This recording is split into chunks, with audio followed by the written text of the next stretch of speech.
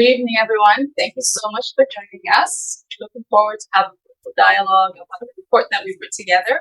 Just to introduce ourselves, my name is Hoben, and I have my co-authors of the paper, The Urgency of Now, reviewing and looking at Canada and the UNPFPAD decade and making specific policy recommendations based on the research that we conducted, as well as when we were in Geneva last December, the conversation that we've had with other Canadian delegations, including members of the UN Permanent Forum and other people who work in the UN decade. And so each one of us will speak onto our expertise in the different chapters. We try to distribute. We run out of the English, but we left with the French. So if you speak French, we will definitely give you a copy. And it's also available online. And we will also send that out and post the event as well. And so in order for me to start, what I want to do first is really introduce my co-author. So I'm trying to be difficult. I want to make sure that I actually read your correct title. And so Vanessa Fell, and she's a UN fellow, just like me. And so UN fellow basically means that we are a fellow supposed to advocate for the decade for people of African descent in Canada. She was the first UN fellow from Canada, actually, in 2015. I don't know how many UN fellows were in They had two fellowship programs that I guess no one really heard about before that, but when the decade started, yes. I guess. Yeah, it was 2015, right? Yeah. Which is really when the UN declared that decade at the time to be the decade for people of African descent. So those of you who might know or might not know, the decade is coming to an end as of December of next year. And really this policy recommendation is, as the title indicates, the urgency of now. We really wanted to kind of make certain recommendation that is long-standing recommendation. That has been what Black Canadians, and including the working group for people of African descent, have been calling up for since Canada recognized the decade. And Canada is the only Western country to recognize the decade. And with that comes a certain responsibility and obligation to that recognition. And so to kind of start talking endlessly, I want to introduce Vanessa Fells. So she was the director and outgoing director of Operation for African Nova Scotian Decade for People of African Descent Coalition. And so her organization and herself have done tremendous work to further the agenda of the decade, not just in Nova Scotia, but really across the country, and to put a consciousness and awareness on what the decade is about and how is it relevant to us as Black Canadians in Canada. So without further ado, I'm going to pass it on for Vanessa to speak on the first recommendation, which is under recognition, the distinction of Black Canadian as a recognized character. Yeah. Good evening, everyone. Just want to say that I'm so happy that I have my notes because I may or may not have had it taken from me from security and had to go on a very large journey to find them.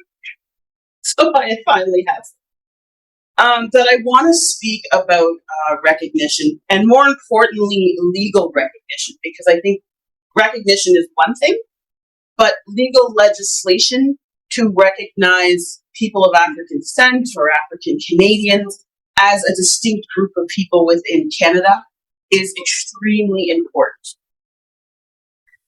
When I worked at DPAD along with my colleague who is here, Bernadette, hello Bernadette, we created two federal petitions. So the first federal petition asked for legal recognition as well as the recognition of Emancipation Day. We know that we now have Emancipation Day, but the recognition never came. So we created a second federal petition, and that was petition 4167. And it also asked for legal recognition, but it also asked for the apology for the enslavement of our people in Canada. And I know a lot of people in Canada love to make the argument that Canada was not a country when there was enslavement of our people. However, Canada benefited greatly from that. And a lot of research has been done around that. I will read part of the petition, but you can go online and see it as well. And it says, whereas Canada, as part of the British Empire, actively participated in the transatlantic slave trade and the enslavement of African people, and systemic racism exists today in Canadian society. Black Canadian Lives Matter. Nova Scotia, my home, is the birthplace of Black history in Canada dating back to 1605. African Nova Scotians are a distinct people who continue to contribute to all aspects of life in Canada. The United Nations, of course, declared 2015 to 2020 the International Decade, and the working group of experts, when they came in 2016 in their 2017 report, said that there should be an apology. The Canadian government has thus far failed to give that apology, while giving apologies to other distinct groups, including Japanese Canadians, including the LGBTQ plus community, including Ukrainian Canadians, and yet our community has been left out. So within the policy recommendations, we have asked for Canada to issue an apology to African Canadians and to legally make us a statement. We'll get into that a little bit more, because I think it's more complex than just having a declaration that recognizes this as a group. It needs to go even deeper than that. Take concrete steps to recognize Nova Scotia as the birthplace of Black presence in Nova Scotia. I think it's very important that we recognize where we come from, and that the first person of African ancestry to step place on these lands that we know of was in 1605. His name was Matthew da Costa. He was an interpreter with the French at that time. To recognize Africville, places like Hogan's Alley and Birchtown, as UNESCO and international heritage sites. To work with provincial governments to fully incorporate all levels of education historically. Still, our education system is severely lacking when it comes to teaching our history and its significance. And I'm not just talking about my province of Nova Scotia, throughout the entire country. And it leaves us, as well as the rest of the country, in a huge detriment, because they do not know or understand our history and what that means to the country that we call home today.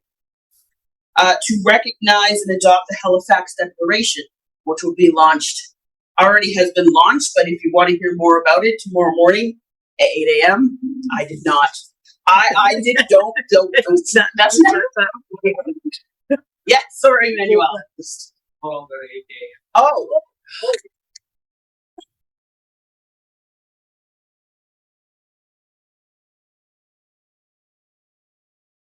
Yes, with you.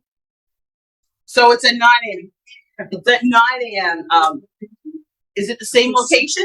Yeah, at 9 a.m. at the UN in conference room 11 tomorrow morning at 9 a.m. So you can hear all about the Halifax Declaration that was put together during the 2022 National Black Canadian Summit. And to implement the Land Titles Clarification Act. So there are a lot of issues with land of Black communities, not only in my home province, but throughout the country, in the communities that we have built, and people who live on those lands and built those communities for centuries, not having clear title to their own lands. And so that program should be expanded nationally to make sure that our communities are able to hold titles to their land, keep their own land, and build those communities that we have been building for hundreds of years. What else will I say about legal recognition? It's not just been called upon through us, but it has been a movement throughout Canada as well. I will also look at how it's been done internationally. So the UN Decade Program of Action actually calls for the removal of barriers and obstacles for equal enjoyment of human rights. And for me, that means legal recognition. It also calls to promote the effective implementation of national and international legal frameworks. Again, that's legal recognition. Withdrawal reservations contrary to all objects in the persons of International Convention for the Elimination of All Forms of Racial Discrimination. And support initiatives and projects aimed at honoring and preserving the historical memories of people of African descent. To me, that is where we start. Our communities have contributed so much blood, sweat, tears, and our lives forcibly when we were brought here. Many people immigrated to this country. I like to say that we were settled here. We weren't settlers, we were settled because we had nowhere else to go. They brought us here and they left us here, and yet we thrived. And so we should be recognized for the contributions that we have actually made. That also comes within education as well, that I've already sort of spoken about. The working group of experts, if anybody has read the report from 2017, when they made their trip to Canada, they talk about that Canada should, under Section 84, issue an apology and consider providing reparations to African Canadians. I think they should take out consider, they should provide reparations. And I think those reparations should be decided on from community, not what government feels is okay. That should be what civil society and our communities decide reparations should look like.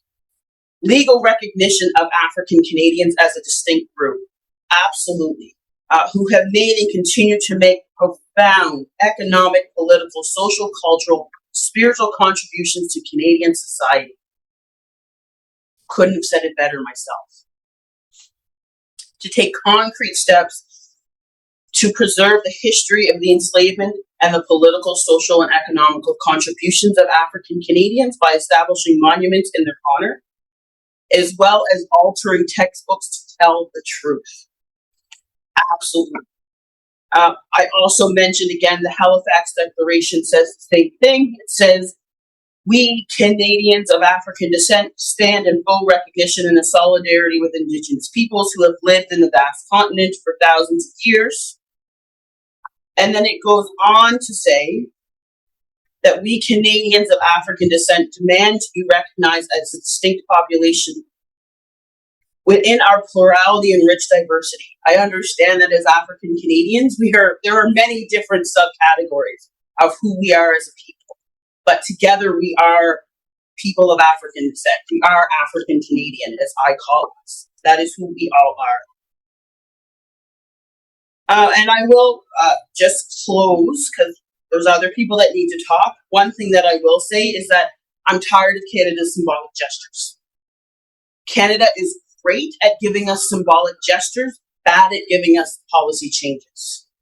I have no ill will against Emancipation Day. Celebrated, it will continue. Absolutely ecstatic to see a Black woman, Viola Desmond, from my home province of Nova Scotia on the $10 bill. Absolutely happy to see the apology for the number 2 construction battalion that happened just this past July. However, what policy changes have come from that? And the answer is nothing. Have they made any policy changes to how the Canadian military treats or even looks at their people of African descent who are employed?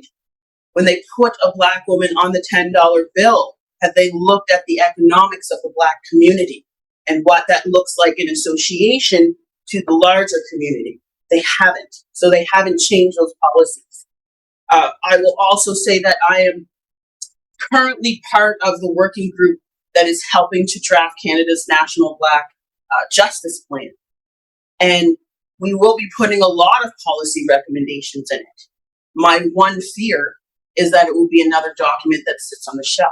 Because in the end, regardless of what we draft and what we put into it, it is up to the Canadian government to follow through. So I want to see more action from Canada and less symbolism. I'll stop there because I go on for a time.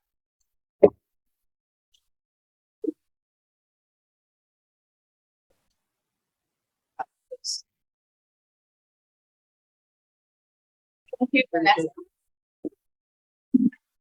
I'm going to introduce next. I think Richard, you're online. Yeah. And so next speaker, he couldn't be here with us this time around. But Richard Sharp, most of you know of him.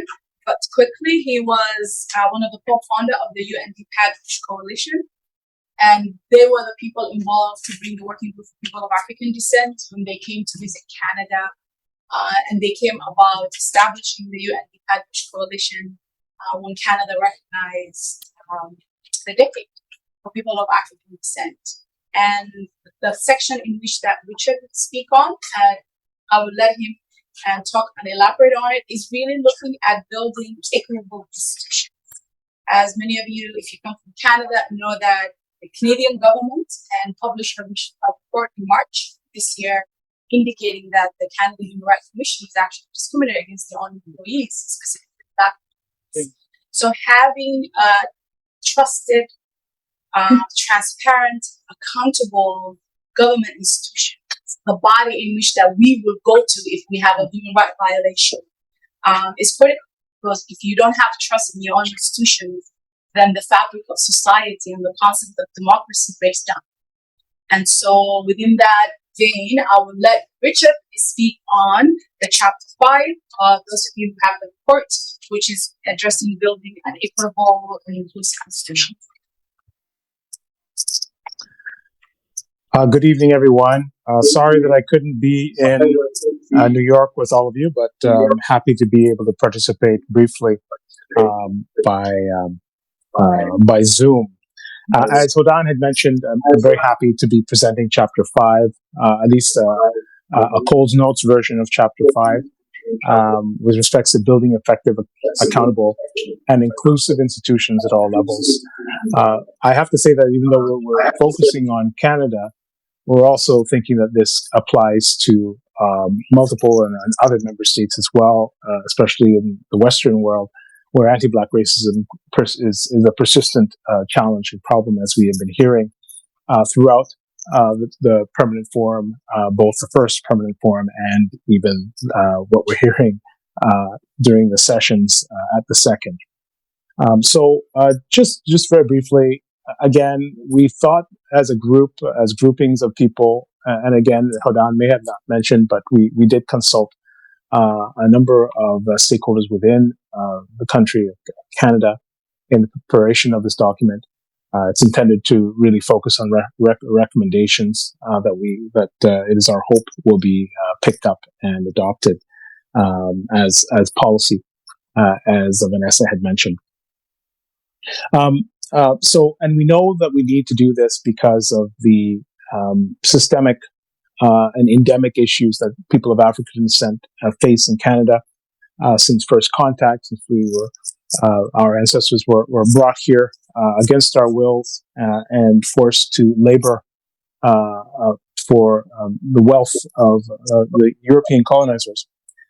We have been experiencing since that time systemic and endemic issues in terms of engagements over representation in the justice system, poor health outcomes, poor educational outcomes compared to other groups, business and other political outcomes that are less than white and other racialized communities, even though we have been here, as Vanessa would say, since before the founding of Canada as a country.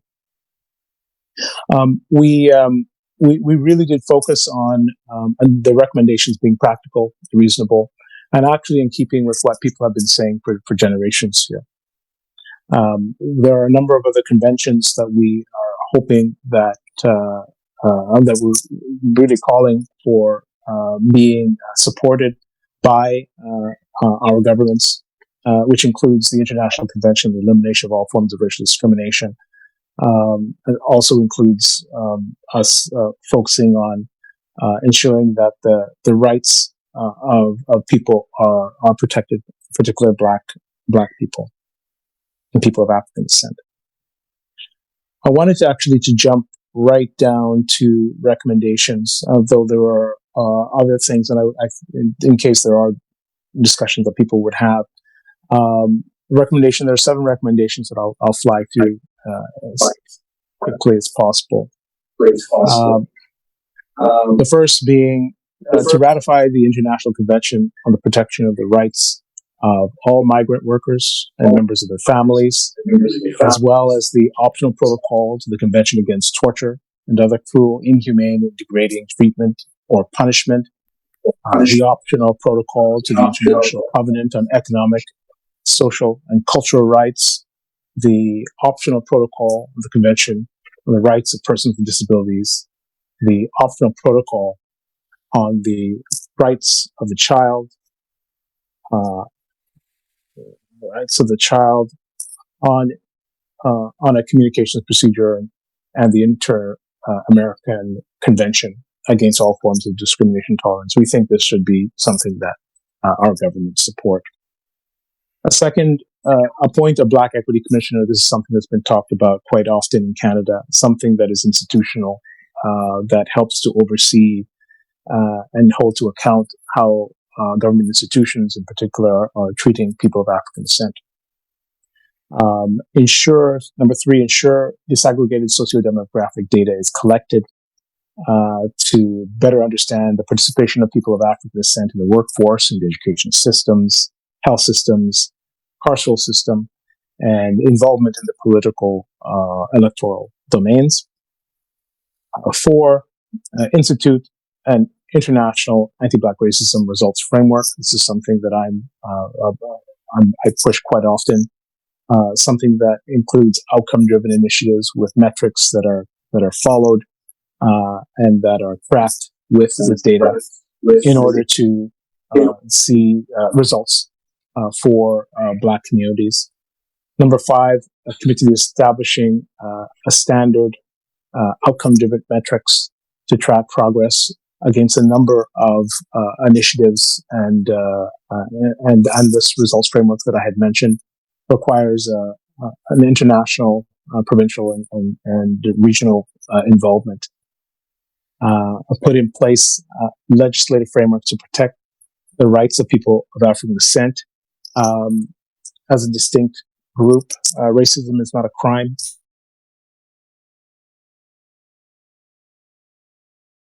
Not a crime. They're linked to other criminal activities. Is factored into other criminal activities when we all know that racism, white supremacy, and its implementation are absolutely crimes and should be dealt with as such. And the last, to implement the Committee on the Elimination of Racial Discrimination General Recommendations number 34 on racial discrimination against people of African descent, and number 31 on preventing racial discrimination in the administration and functioning of the criminal justice system. And we think that these things are doable.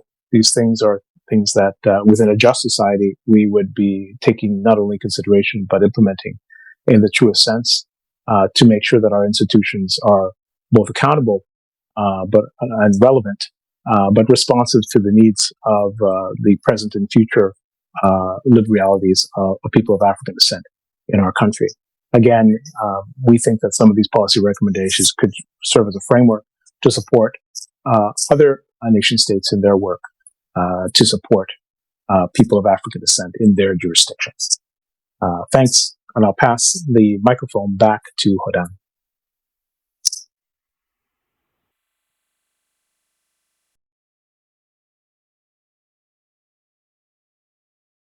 Thank you, Richard. So our next speaker is Candy. So most of you guys are familiar with Candy, and I'm not gonna try to pronounce your name, Conchapap. Okay. So she's the founder and executive director of Deloitte. You know, Dr. Deloitte. I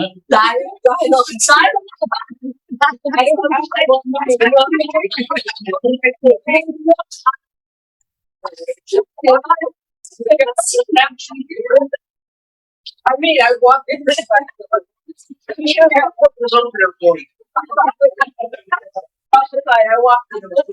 So, can you speak on Black leadership and the UNPFPAD?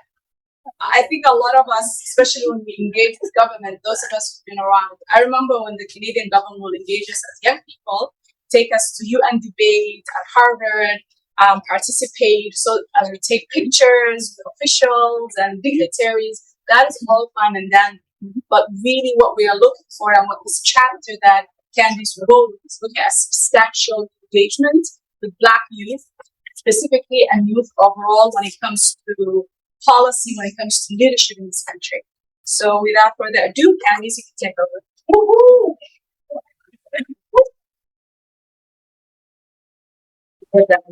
And let me say publicly, no, I do not represent Deloitte. I also don't have Deloitte level money. So, but Dan and my co-presenters, thank you so much for the opportunity to share today on the topic of youth leadership and representation. So to begin, I will say that it was an absolute honor. Okay? Nope, go on. Okay. It was an absolute honor to be able to participate in the first session of the Permanent Forum for People of African Descent in Geneva last year, and to be able to also consult with my colleagues on the subject matter that reflect Canadian priorities. And for young people in particular, we recognize that Canada speaks a lot about representation. It speaks a lot about being at the table. However, we recognize that in those conversations, we rarely see or hear young people talking about what matters to young people and how, specifically, how Black young people engage in these types of conversations. So, in the document itself, I talk about gaps and opportunities for leadership and inclusion for youth. And specifically, my work started in 2015 when I started to research and track Black community representation in public administration roles across Canada. And what I realized is that Canadian institutional procedures are a problematic space for Black people's mobility within a socioeconomic context. Furthermore, young professionals of African descent are blatantly absent from conversations regarding entry points and career trajectory planning for success within governmental institutions and levels of government. And finally, specifically in the areas of diplomacy, international relations, and STEM field, you are not seeing Black young people represented. Matter of fact, you're not seeing Black communities represented in these spaces. So, to address some of these challenges, because what we also realize is that government is not going to fix our problems. We need to be able to fix our own problems. We need to come with solutions and present those solutions not just as an idea, but as a viable option. Education to employment outcomes was a particular glaring area for us. Looking at the fact that Black Canadians between the ages of 16 to 24 are the most highly educated in our country, in Canada, holding at minimum a bachelor's degree, while collectively experiencing an unemployment rate that doubles that of the national average. These are significant systemic issues that Black young people are facing in Canada. How we move to address this is that this is a community mobilization situation. The Black Diplomats Academy was created in 2021 to serve as a gap stopper for Black young professionals who are significantly overqualified to hold positions of power academically, yet are systematically excluded due to lack of opportunities, lack of mentorship, and sponsorship, and more importantly, sponsorship. And when I say sponsorship, I'm not speaking just about money. I'm speaking about representatives holding power, actually using their power to create space for career trajectory success for Black young people. And finally, we looked at the inclusion in decision-making institutions.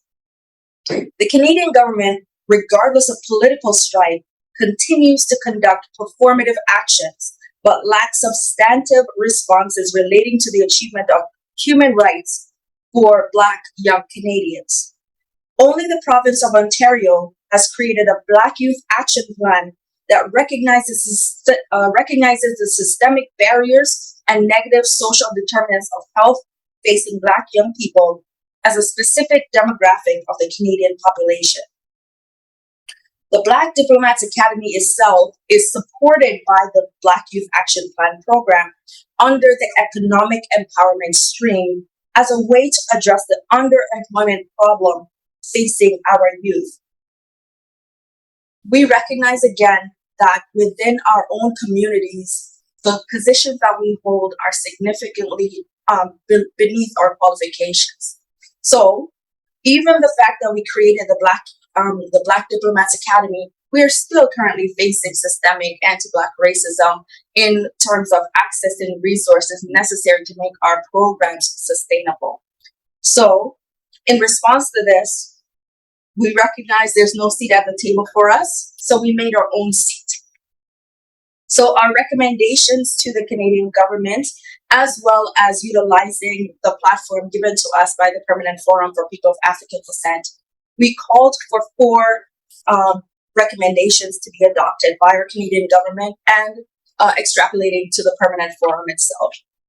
We called for the support for the Canadian government to support the creation of a youth secretariat of the Permanent Forum that monitors legislative processes at the UN level while supporting the implementation of activities at the domestic level here in Canada. We also called for the implementation of the recommendations of the youth-specific arm of the UN Permanent Forum to work with the Prime Minister's Youth Council. We currently have a representative from the Prime Minister's Youth Council that is in the third cohort of the Academy. And we're calling for that Youth Council to collaborate with the Academy to specifically address Black issues facing young Black Canadians. And we also called for the council to work, for the Prime Minister's Youth Council to work with other national, provincial, and municipal and territorial youth councils that drive legislative, economic, and environmental policy action and advocacy. We call for the facilitation of greater access for Black Canadian youth within the UNPFPAD and all relevant UN bodies domestically and internationally. This is because we recognize that legislative processes are unnecessarily or necessarily bureaucratic in nature. That means that often when we do advocacy, the work that we do gets lost in translation or gets lost in bureaucratic processes. So we want young people to necessarily be embedded, the work of young people to be recognized and embedded in all legislative processes that happen both internationally and domestically in Canada. And finally, we call for the active investment in providing a unique accreditation process outside of the conventional ECOSOC mechanism that prioritizes the engagement of young Black leaders and civil society representatives to attend and contribute to negotiations, promotion, and implementation of activities relating to climate change, economic development, and legislative instruments to address human rights violations against people of African descent. I know we had a session today talking about Pan-Africanism and also dealt with migration. For most of you who left the session early to attend this side event, I was there because one of our fellows from this year's cohort was supposed to speak about the development of the youth secretariat. Well, that young person, she waited 3 hours and still did not get an opportunity to speak.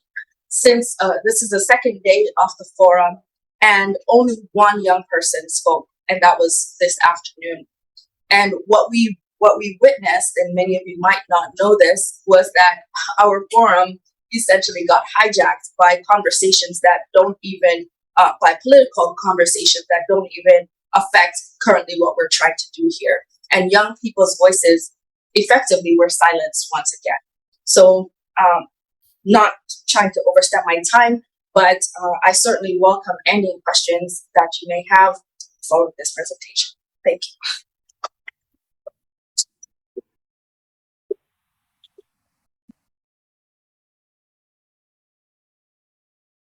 So if you have this report that we published, there are 2 chapters that does not necessarily have an assigned speaker. So I will touch at the end on anti-Black racism and hate crime in Canada. That is something that I'm very much passionate about. And also I'll touch later on the SDG, the Sustainable Developmental Goals. That is something that Canada loves to adopt and really talks a lot about the 17 sustainable developmental goals, but I'm going to touch on a little bit on the racial lens.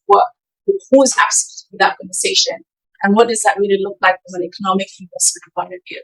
And I would like to now pass the mic to Ricardo Lamour.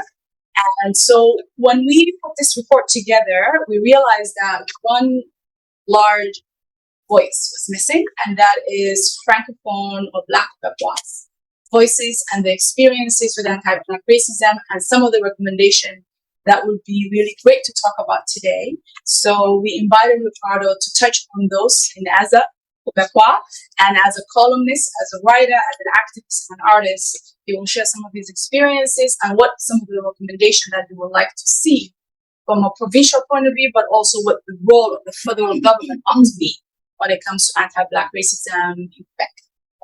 And so, yeah.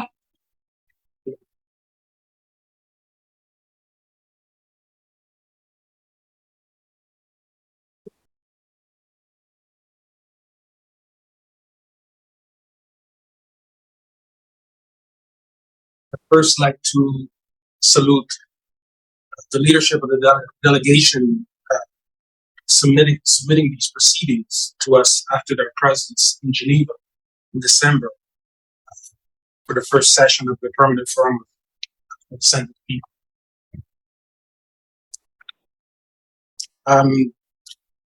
Topic of my presentation is Quebec's role in undermining anti-Black racism policies in Canada.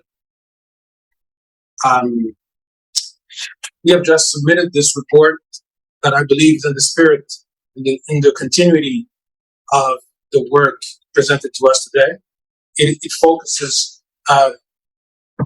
mainly on Quebec located in Canada, Quebec being the second province in importance for the number of Black people living there, and Quebec being a province that denies the existence of systemic racism. So you can only believe that it also denies the existence of systemic anti-Black racism. I'd like also to mention that so we submitted this report to the Universal Periodic Review of Canada, which happens every 5 years. So the due date was April 5th. There's going to be, Canada's going to be evaluated in the fall by other members, peer member states. And it has 31 recommendations, but also other organizations submitted, and civil society organizations. We have to know that although that in the last Universal Periodic Review of Canada, despite its commitment to strengthen national mechanisms for monitoring implementation of recommendations, it has not official information regarding its implementation is not publicly available, nor has it been reported to Parliament or the legislatures. So regrettably, Canada has never provided a midterm report on progress according to the most recent report submitted by Amnesty International titled Canada, Human Rights in Peril. So Quebec is not a comma in Canadian history, but a foundation. So much so that after the overthrow of the French settlers who had colonized the territory, the British offered them forms of recognition to prevent them from joining the 13 colonies that make up today's United States. So these benefits included the right to retain their languages and religions, as well as the right to keep their slaves. And their slaves were Black and Indigenous. So this can be seen in the 47th article of Capitulation of Montreal. And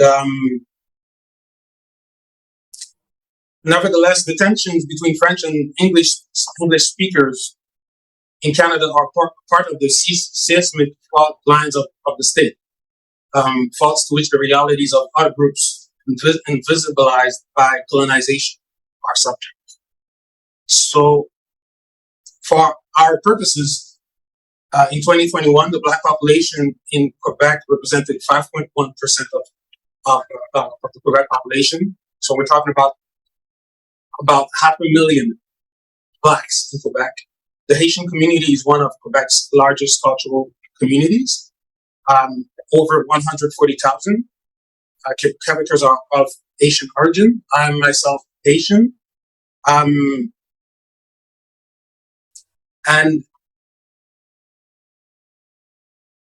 if I jump to the essence of what I want to share is that basically whoever shapes the narratives shapes the policies. And the dominant narratives that concern Black people in Canada are strongly influenced by Canada's anxiety to lose the federation, to lose the union of its federation. Thus, I believe that if we were to implement the recommendations that are presented to us today, some voices in Canada would probably see that as a threat to the privilege that they have. I believe that we would need more time to expand and deep dive into what it means to recognize Black populations as a distinct people.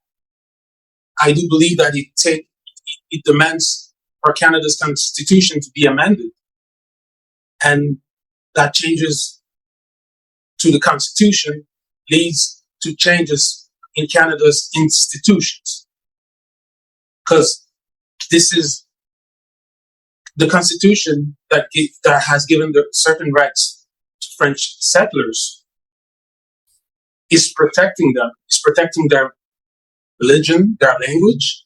Imagine what it would mean for Black populations. If I jump to recommendations quickly, this report explores three dimensions: health, immigration, and incarceration. We also start by saying that Canada should recognize the Black populations despite their specific histories as a distinct group, particularly given continued impacts of systemic racism on these populations. It should document the specific reality of Afro-descended people in the areas of health, immigration, and policing. It should conduct a national consultation on the issue of forced and enforced sterilization of women, Black women in Canada, with the goal of ending this practice. This consultation should take into account the evidence gathered during the preliminary study on the subject conducted by the Standing Senate Committee on Human Rights. It should hear also survivors and groups particularly affected by the practice while showing the sensitivity towards them. Canada should also establish, in collaboration with Black communities, a commissioner for children's rights and welfare with a mandate to pay particular attention to the rights and needs of Black children and their families. A commission in Quebec found that Black children are over-signaled by school to youth services. So when we hear in the States talking about the school prison pipeline, well, Canada is part of the movie as well. It should implement a mandatory training program on cultural safety and anti-Black racism that takes into account the needs of Black communities for all those working with families and children in the field of child protection. In terms of immigration, Canada should ratify the International Convention on the Protection of the Rights of All Migrant Workers and members of their families. It should abolish the Canada-US Safe Third Country Agreement. And failing abolition, it should waive the additional protocol to the Safe Third Country Agreement, which came into force on March 25th, 2023. Let me go back to the question, to the thesis of the narrative. Whoever shapes the narrative drives the policies. We've seen moral panic. We've seen all sorts of things this year, and driven by Quebec's premier, François Legault, when he, during elections, said 80% of immigrants that go to Montreal don't work, don't speak French, and don't adhere to the values of Quebec. And so the key is regionalization and Francization. Then you know, probably heard about Bill 96, forcing people to learn French in less than 6 months. And whoever drives the narratives drives the policies. The association between the ratio of immigrants and violence and extremism. Same government, when he said Legault, he had been asked why he was so adamant about keeping Quebec's immigration levels lower than 50,000, despite the province's serious labor shortage. Do not forget that there was what they called, and I don't know the word in English, but an aegicide during the pandemic, when the elderly in droves died. Who was taking care of the elderly before they realized they needed to take care of themselves? Black populations. So he said he associated the presence of immigration to potential conflict and extremism and violence. I believe this should be heard by the United Nations. This is not necessarily part of the report. There's a word count. We had to be focused. Not like, I'm trying to be a little ADHD right now. But this is what's in the background. Language such as guardian angels. That's how our people were called during the pandemic. Guardian angels, les anges gardiens. We thank our guardian angels. A lot of them came through Roxham Road. A lot of them fighting to have status. A lot of them coming from Haiti. People from my family that had to do the walking. So their language, the narrative, let's think our guardian angels, which deifies the people, but don't necessarily sees them as human, as vulnerable, and as deserving, if I can say, to be protected. I went over my time, but it's only to say that we need Canada, if it wants to be credible and take some of our precious time here presenting its virtues. We needed to have some form of courage and redefine what it means to have a more perfect union. Because Blacks are in every provinces and territories, and Blacks have also shaped this country. And Canada owes a debt due also to the fact that 3/4 of the mining corporations are registered at the Toronto Stock Exchange. So Canada is a beacon of the production of extraction all across the world. Was that something? Did that sentence make sense? Yeah. Yeah. So thank you very much. And if you want the report, you can take it with me.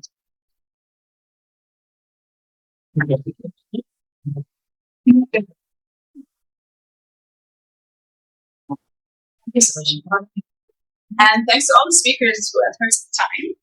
I appreciate that. Our next speaker would be Nicholas Marcus Thompson. He's the Executive Director of Black Action Secretariat, and he will speak to Chapter 4, which looks at employment equity and economic growth.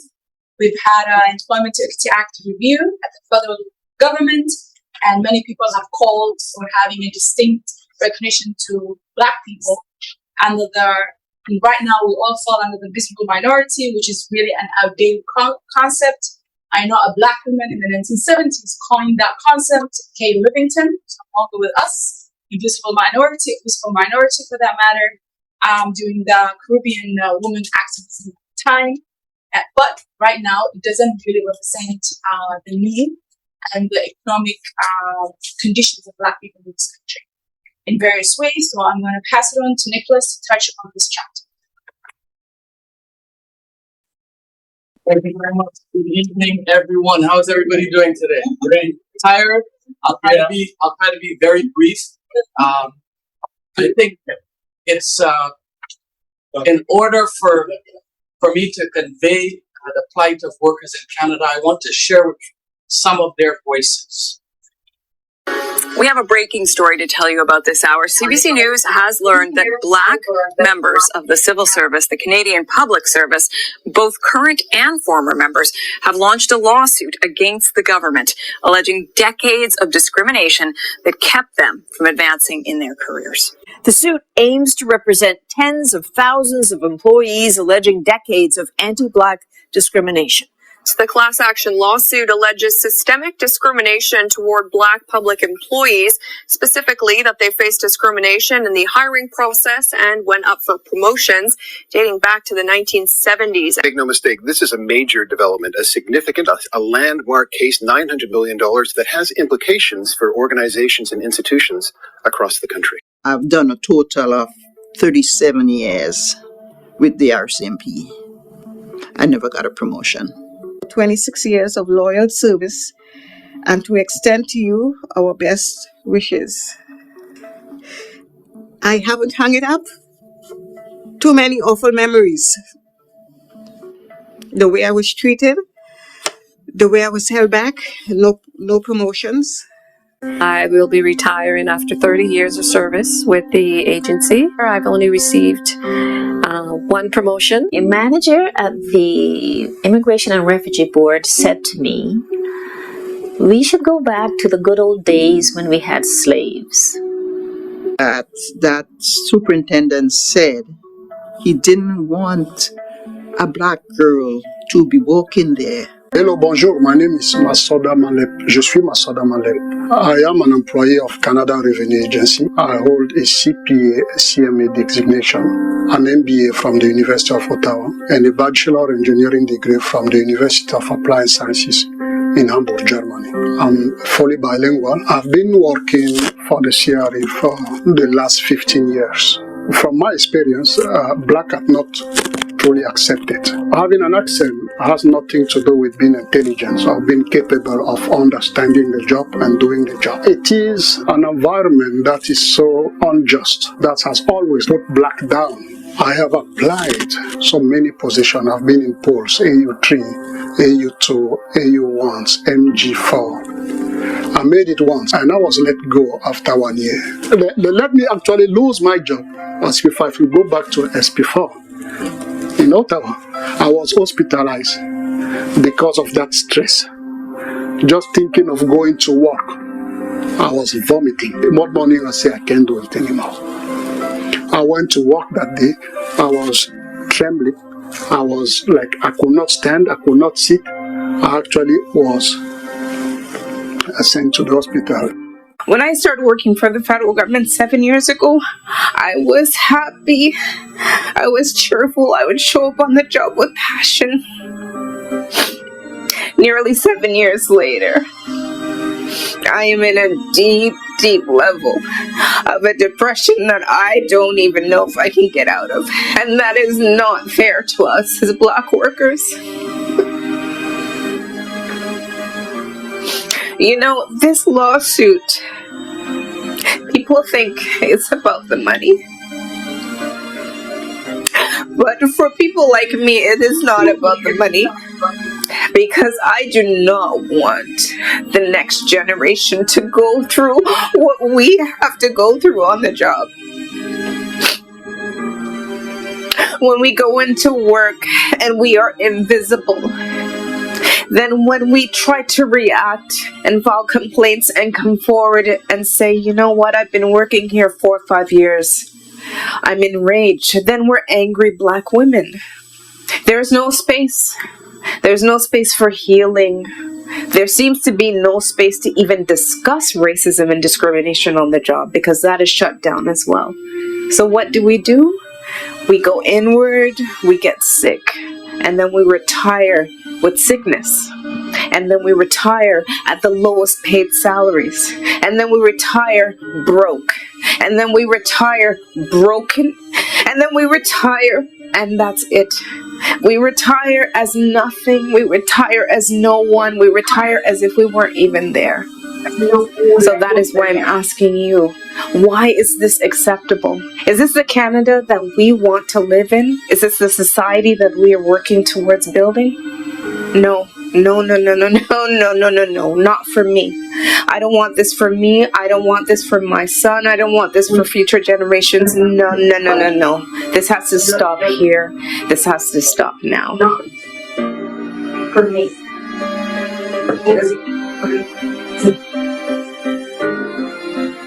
Employment equity. We have a break. We have. I'm on the next one. I'm not sure what happens.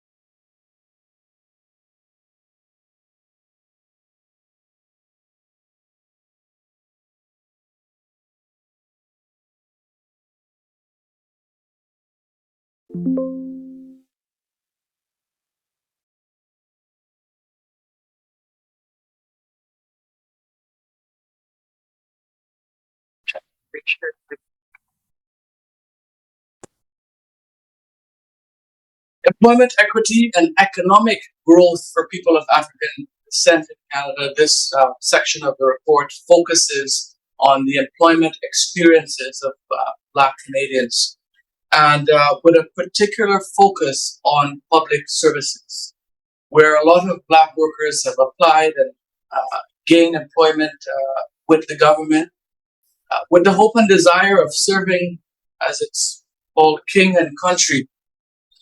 It is, we heard earlier of the Black Battalion, where in World War I, Black workers, Black Canadians said, well, we want to serve in the war, we want to fight for Canada. And Canada said, well, this is a white man's war. And Black people pushed back, and some were allowed, very little were allowed to serve. But the government created what a Black Construction Battalion. So essentially, Black workers back then in World War I were only allowed to cut down the trees, dig the trenches. We gave them shovels instead of rifles. Correct. And it was very overt anti-Black racism and anti-Black hate. And that was over 100 years ago. And even today, Black workers continue to dig the trenches in Canada's public service. Last year, the Prime Minister apologized for that anti-Black hate. Unfortunately, the apology did not come with any meaningful action or any tangible change, as you've heard from my colleague earlier on. And today, that anti-Black hate and anti-Black racism is disguised in a very Canadian way, with a smile, with a thank you, with lots of sorries that Canada is known for. It is disguised in policies and legislation. For example, Canada's employment equity legislation that ought to have been designed to protect groups that are likely to face discrimination. That legislation is actually sanctioning discrimination against Black people, and particularly Black women, by lumping all racialized groups, groups that are not Indigenous and white. Canada has placed everyone, all racialized groups, into one category for protection. And in order to meet employment equity, when there is a gap for racialized workers, federal employers consistently pick non-Black racialized group and meet the definition and requirements of employment equity. You've heard also earlier on that the Canadian Human Rights Commission, the body that Canada created to protect and promote human rights, was actually found to be discriminatory towards its Black employees. And that the commission was disproportionately rejecting race-based complaints. When workers who are facing discrimination in the public service turn to this commission for redress, the commission is now rejecting those complaints at a very high level compared to non-race-based complaints. They're saying, yeah, we did it. We're sorry. Sorry. Same leaders are still leading. There's no accountability. There's no measures. Meanwhile, Canada goes across the globe and condemn other nations on human rights violations. That's the type of challenges that we're facing. And we are not fighting against Canada. We are fighting for Canada so that Canada can realize its full potential, what it is propagating to the world. We're here to hold Canada accountable to that image. So we are, in order to address anti-Black racism, we need to have permanent, long-term structures to be able to do that. Other groups, equity-deserving groups, have been able to advance on 2S LGBTQIA, on Islamophobia, on anti-Semitism. The government has put permanent structures in place to advance those equity-seeking groups, and we applaud that. But on anti-Black discrimination and racism, despite being oppressed for over 400 years in Canada, the government of Canada has not saw it fit to implement permanent measures. After 400 years, what does that tell you about the Canadian government and its desire? It is here telling the world that it is serious about combating anti-Black racism, and it would not implement permanent measures, just piecemeal, throwing a little bit of money here and there, trying to pacify the situation, but it won't do permanent measures. And that's part of the problem. So that's why our recommendation calls for the establishment of a National Department of African Affairs to be able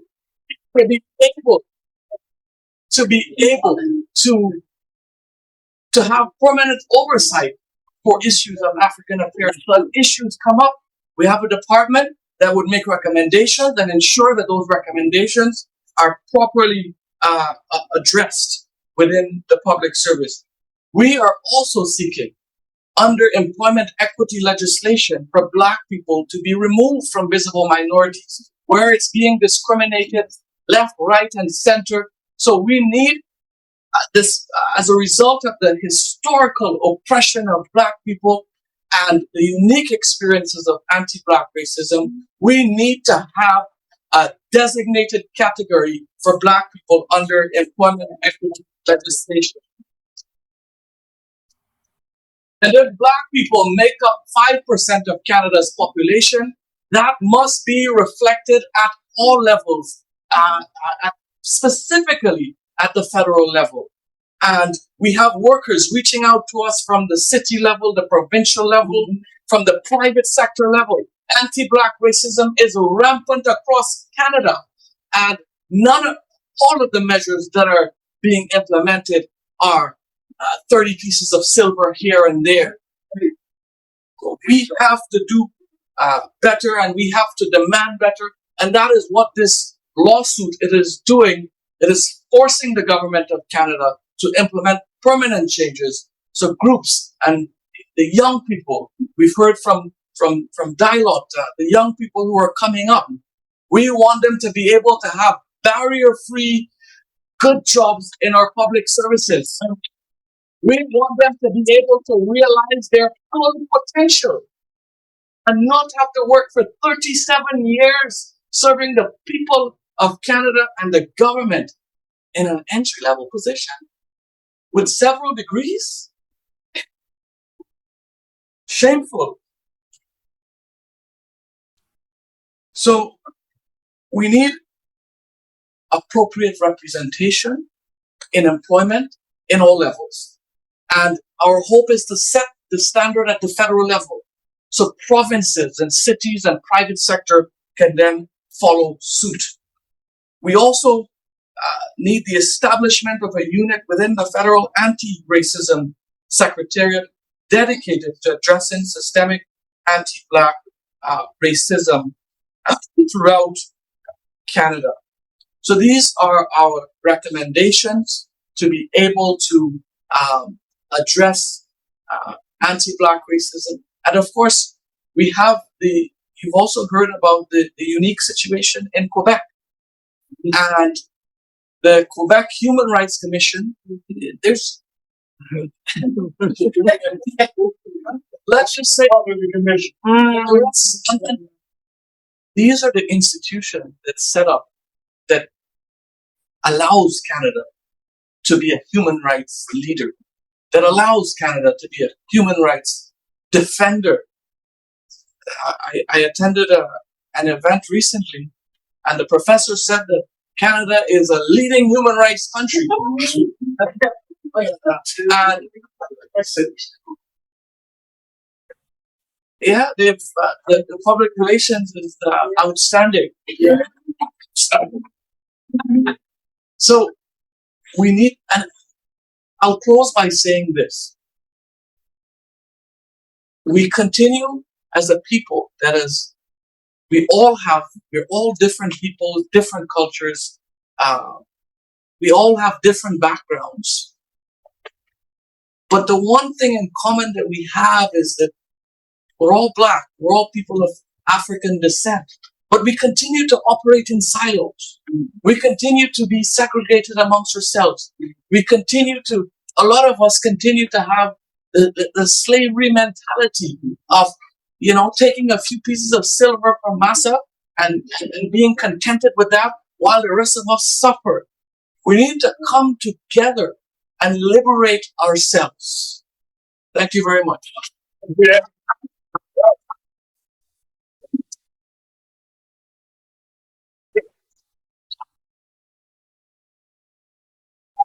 I can talk, but anyone can top that. Nicholas is a gifted orator and he's brilliant. The way he expressed it, what he's passionate about, what he lived, and all the trauma that he was witnessing. Because when you are in this work and the work that he's doing, you hear a lot of Black in their trauma, and you take that trauma on yourself because you can't help it but feel the pain of not just your fellow human beings, but your brothers and sisters, people that you understand from a Black lens, what they experience. And so I would like to touch briefly on hate crime in this country and anti-Black racism. And so I remember having a conversation with a friend of mine, and one of the conversations was around the fact that anti-Black racism is so insidious in society, and that is in every corner, that is very difficult a lot of times for the Black community as a collective to articulate what hate look like from an anti-Black racism lens, right? So hate crime, in many ways in Canada, since it was started recording by Stats Canada, police data in 2009, have indicated that the number one group experiencing hate in this country of Black has been consistent in the recording of numbers from Stats Canada since 2009. So how many years is that? That is almost 20 years, not yet. I'm mathematically challenged. That fully 20 years.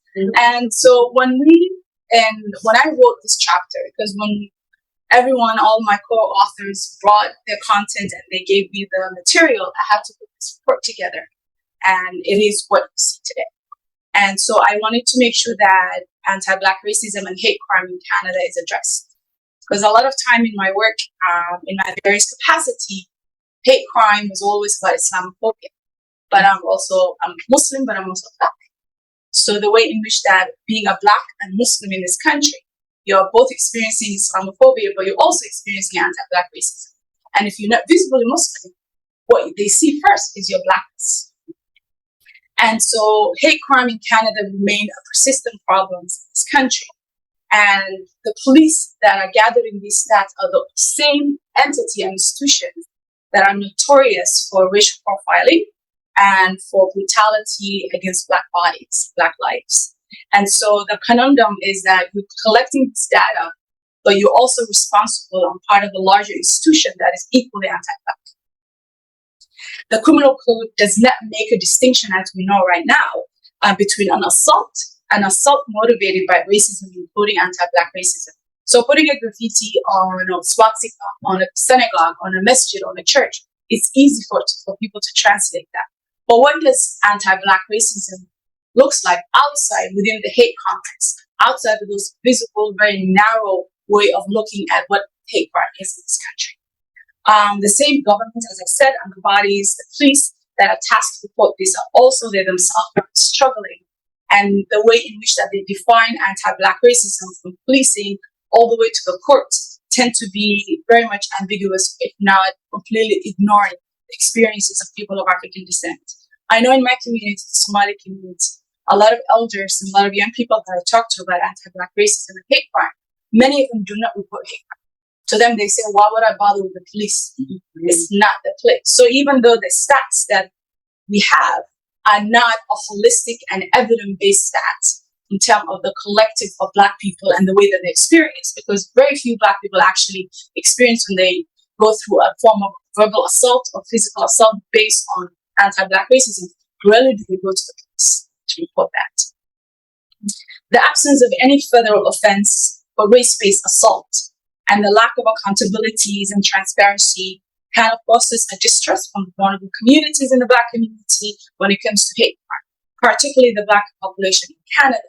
I know a lot of elders, when I talked to them, they didn't even know there was such a thing as hate crime law, right? They said it applies to us too, right? So there's a sense of lack of knowledge and understanding what that looked like in their everyday life. The responsibility to exert pressure on prosecutors to have offenses recognized as hate crime motivated by anti-Black racism and hate has become an untenable burden on Black communities. I know one time one of the elders went to the police with her grandson to report hate crime, and she felt that the burden of proof was on her.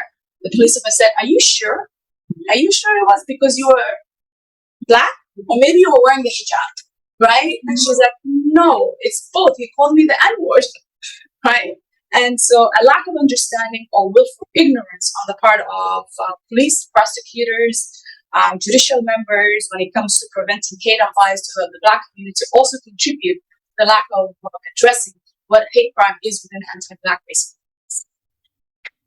So some of the things that we wanted to recommend, and a lot of these recommendations actually exist already. The working group for people of African descent, when they came to Canada, did a brilliant job in terms of really looking at every aspect of Black lives in this country. And hate crime was one of them, at Nova Scotia and in Ontario and Quebec. And so one of the recommendations that the UN Working Group said was that for people of African descent, they wanted to have a Black Canadian justice strategy to address systematic anti-Black racism and discrimination within the criminal justice system and hate crimes in society. That justice strategy has been an ongoing process, and then the federal government recently decided to create another internal committee to do another 2-year study for something that we already know the data. Right? Provide anti-Black racism and unconscious bias training to prosecutors, to judges, to lawyers, and other judicial and police officers in the criminal justice system. Sociologists will tell you that you cannot untrain biases. Biases are very unconscious and deeply embedded in the culture, in the way that we think, in the way that we articulate.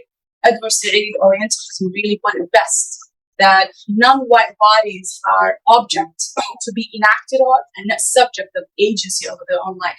So anti-Black racism is very much deeply rooted in the way in which that Blackness is not something that is an agency, free will, the way in which that the law communicates to us, the way in which the people who are governing our law and running and creating these policies engage with Black lives. It's not from a point of agency with full right, but more of object to be enacted.